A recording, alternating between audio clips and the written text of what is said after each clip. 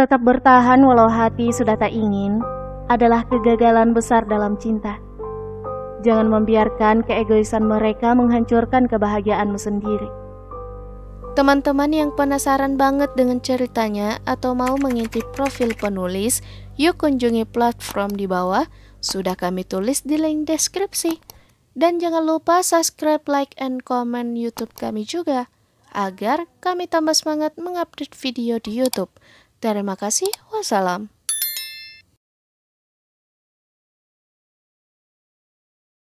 Bagian 12, teman ayah.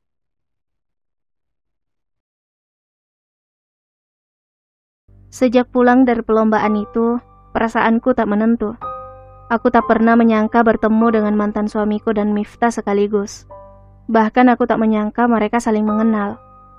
Ingatanku kembali menjelajah ke peristiwa menyakitkan beberapa bulan lalu. Air mataku kembali menetes mengingat rasa sakit akan luka yang mantan suamiku torehkan padaku. Dadaku kembali sesak mengenang semua pengkhianatan yang dia lakukan. Kenangan menyakitkan itu seakan kembali tergambar jelas di ingatanku. Kuraih ponselku yang berdering sejak tadi. Kulihat nomor yang tak kukenal tertera di sana. 5 panggilan tidak terjawab. Siapakah gerangan yang menelpon sampai sebanyak ini? Namun aku mengabaikannya. Aku tiba-tiba kehilangan semangat. Bayangan-bayangan sakit di masa lalu bagai hantu yang terus bergentayangan di pelupuk mataku. Suara azan maghrib kembali menggema.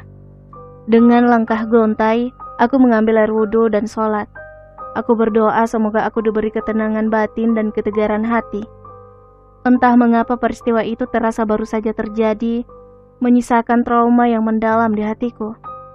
Entah kenapa luka lama itu bagai tersiram air garam sehingga perihnya kembali terasa. Aku yang sudah berusaha bangkit selama ini tiba-tiba tumbang kembali. Dering ponselku membuyarkan lamunanku.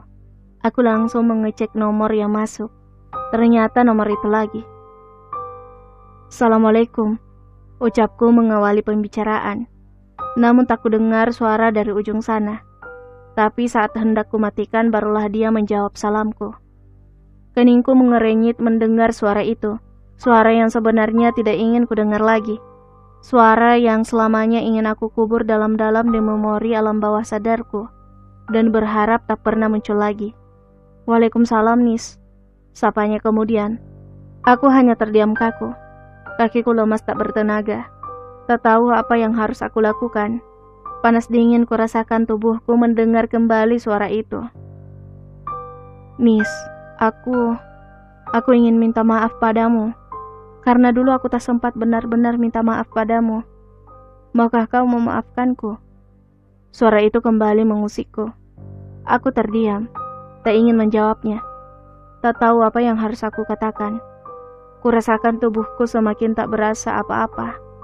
Air mataku meleleh membasahi mukena yang masih aku kenakan. Nis, kamu mendengarku kan? Suaranya nyaring terdengar dari ujung telepon sana. Tak menjawabnya, kumatikan ponselku karena sudah tak sanggup lagi mendengar suaranya. Aku masih menangis. Kurasakan luka hatiku kembali berdarah, bahkan rasanya lebih menyakitkan. Seperti luka yang ditaburi garam dan perasan jeruk nipis. Perih. Kenapa dia harus muncul kembali? Kenapa saat aku sudah mulai menemukan kembali semangatku, tiba-tiba dia kembali hadir mengusik ketenanganku? Kepalaku dipenuhi pertanyaan yang hanya Allah yang mampu menjawabnya. Kulangkahkan kakiku menuju pembaringan, berusaha memejamkan mata. Aku ingin tidur dan aku berharap setelah terbangun, aku sudah lupa semuanya. Perasaan sedih masih menyelimutiku. Namun penasaran dari mana dia memperoleh nomor ponselku. Padahal semenjak peristiwa memilukan itu, aku tak memberikan nomor ponsel pada sembarang orang. Aku tertidur setelah bunyi ayam jantan terdengar dari rumah tetangga. Hingga sebentar saja, kembali terdengar muazin mengumandangkan azan subuh. Aku berusaha baik-baik saja di depan semua orang. Tersenyum, namun hatiku menangis. Sejujurnya aku tak ingin peduli tentang hal itu. Tapi luka itu begitu membekas di hatiku. Esok harinya, pagi sekali ada tamu yang bertandang ke rumahku. Kulihat ayah dan ibuku berbicara serius dengannya. Mereka tersenyum padaku saat melihatku keluar dari kamarku yang kebetulan berdekatan dengan ruang tamu. "Nis, kemarilah," sahut ayahku saat melihatku akan melangkah menuju dapur. "Ada apa ya?" tanyaku. Kemudian duduk di kursi tamu sambil tersenyum kepada tamu itu. Seorang pria seumuran ayahku menatapku dengan senyum mengembang. "Kenalkan, ini sahabat ayah dulu waktu di kampus," ucap ayah memperkenalkan temannya padaku. Aku mengangguk hormat padanya. "Beliau kesini punya niat yang baik padamu," lanjut ayahku. Aku tidak mengerti apa maksud perkataan ayahku. "Maksud ayah?" tanyaku penasaran. "Kebetulan, sahabat ayah ini punya anak laki-laki. Dia lulusan Universitas Kairo Mesir dan berniat ingin menghitbamu." Jantungku seketika berdetak kencang. Tak terasa air mataku meleleh. Aku menangis. Kenapa ada lagi hal seperti ini?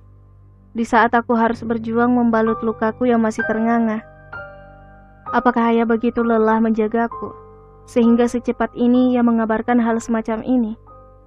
Tangisku pecah. Tak sanggup aku menahannya lagi. Ayah dan tamunya bingung atas sikapku.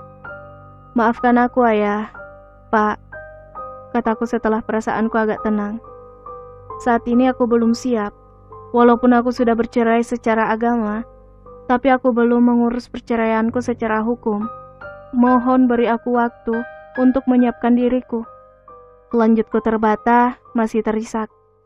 Entah kenapa ini begitu menyakitkan bagiku. Aku berada dalam kebimbangan. "Oh, hehe. Ananda Nisa tak perlu khawatir. Kami juga tidak terburu-buru. Bahkan Safwan belum pulang dari Mesir." Dia menyebutkan nama anaknya. "Masih ada sekitar setengah tahun untuk menyelesaikan gelas masternya," katanya kemudian sambil terkekeh. "Kami akan menunggu sampai Nanda Nisa benar-benar siap," sambungnya. "Kami akan mengurus perceraiannya segera, agar tidak muncul fitnah di luar sana," ucap ayahku. Aku hanya menunduk diam, sedih dan kecewa atas sikap ayahku. Tetapi aku tidak ingin berprasangka buruk lagi padanya. Aku paham, ayah pasti lebih berhati-hati kali ini. Aku tidak tahu apakah ini merupakan berita baik bagiku ataukah sebaliknya. Setelah kepulangan sahabatnya, ayah memelukku dengan perasaan haru. Kulihat beliau bahagia dengan kedatangan sahabatnya itu. Sementara ibuku hanya diam saja, entah apa yang ada dalam pikirannya. Bulir air mata kembali memenuhi pelupuk mataku. Di kamarku aku menangis meratap. Aku merasa dalam kebingungan. Ini seperti anugerah yang datangnya tidak tepat. Bagaimana mungkin aku mampu bersanding dengan seseorang yang kuimpikan sekalipun aku tak berani?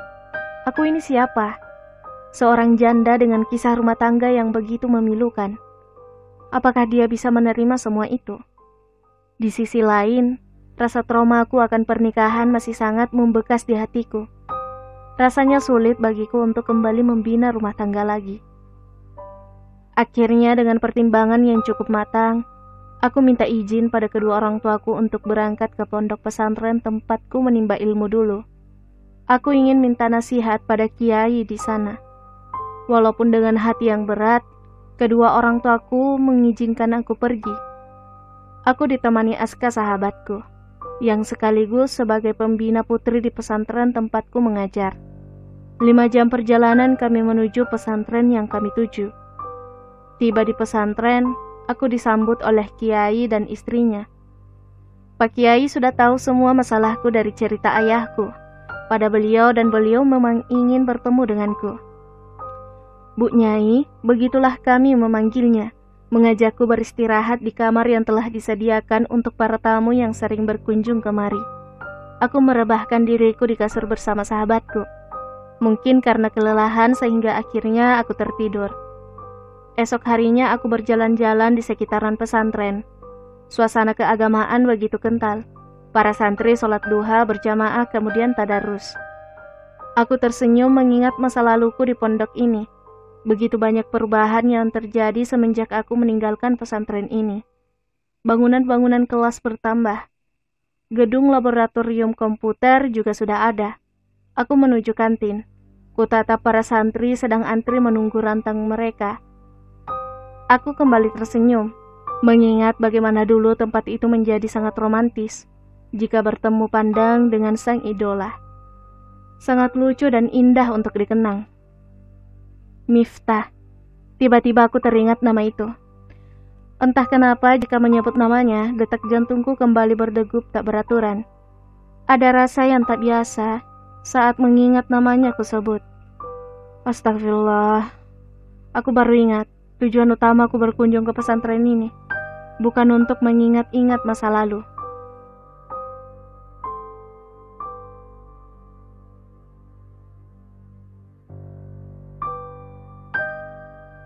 Bersambung.